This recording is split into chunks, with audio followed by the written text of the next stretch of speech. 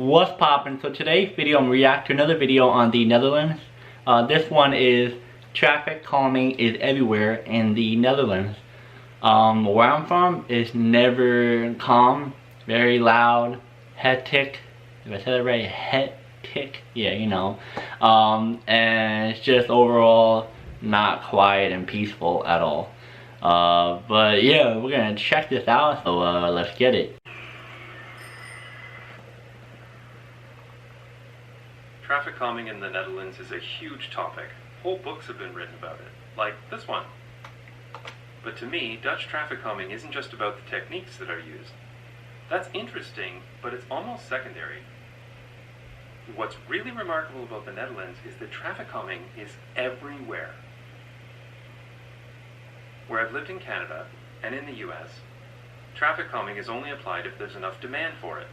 If enough people have died at a specific location, or enough people complain about it long enough, then traffic calming might be considered. For example, Toronto has this convoluted warrant system through which you need to prove that traffic calming is truly required and won't put too much of a burden on those poor drivers. Wow. Even after all this process, traffic calming in Canada is extremely minimal. Yes, this street is traffic calmed. Somebody went through that whole warrants nonsense to get this. Wow. Just that. Last summer, I was visiting the neighborhood where I grew up and saw this. The first sign says, traffic calm neighborhood. The second sign says, 50 km/h speed limit. Like, seriously?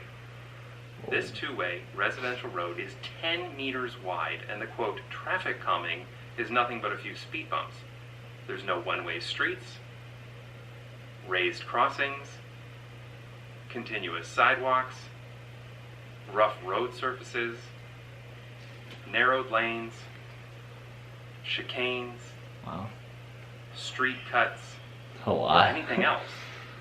This tells you all you need to know about traffic calming in Canada. Compare that to the Netherlands, where traffic calming is baked into the National Road Safety Guidelines. Wow, did not know that.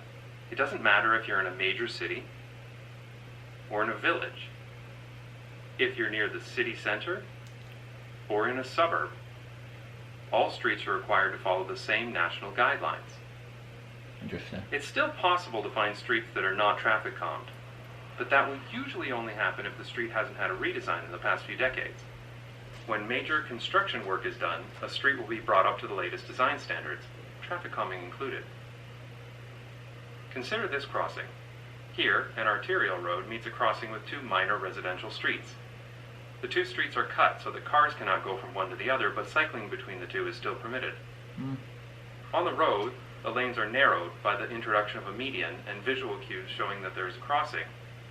And of course, there's a continuous sidewalk and cycle path on both sides of the street. This street is in Ermelo, a village of 27,000 people, and this single crossing in Ermelo probably has more traffic calming than just about any street in Canada, and likely the US too. These big differences in street design come from the drastically different approaches taken by these countries. In the US and in Canada, streets and roads are judged on level of service.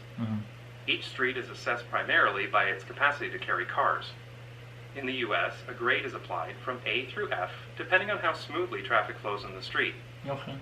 Traffic calming can work against this goal, so it will only be permitted if it does not significantly affect level of service.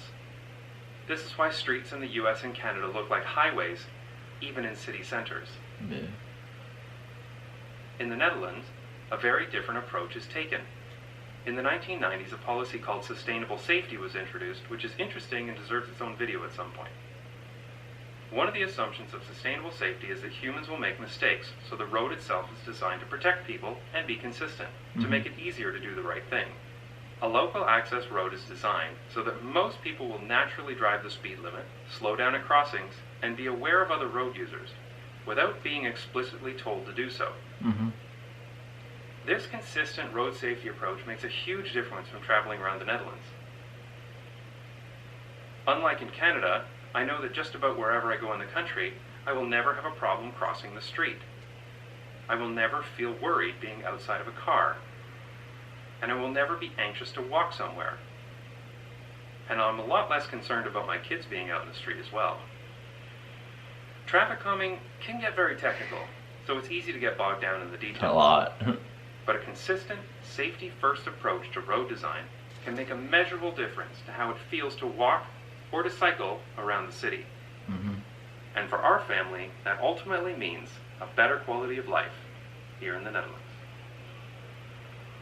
So yeah, that's the video. I have to say it's really interesting. I did not know the Netherlands really had this really in their law. Like, literally in it. Not like, you know, in the US and Canada we have a little bit here, a little bit there with traffic calming. Which is really interesting. I think they're maybe the only place that has it, that in the entire world, that pretty much sticks with traffic calming everywhere. I don't know if any other places that would. I don't think. But in New York, I don't even think we really have a lot of traffic calming, to be honest. Maybe. I really never really saw any when I lived there. Yeah, I don't think we really have any, to be honest. And before I go, comment down below, does your area where you live have traffic calming or no? And I'll see you guys next video. Peace.